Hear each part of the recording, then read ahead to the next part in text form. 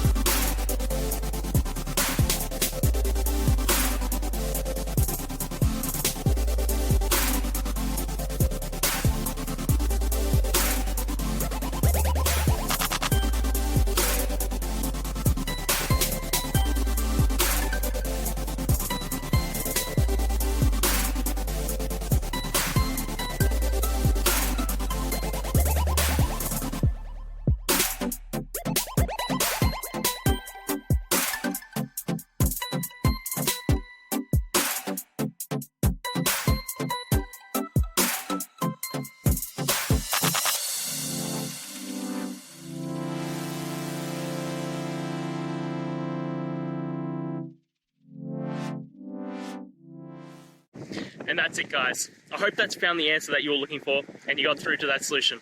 If you did, please hit the subscribe button. I'd really appreciate it. And until the next time you have a technical issue, I'll see ya. Have a good one.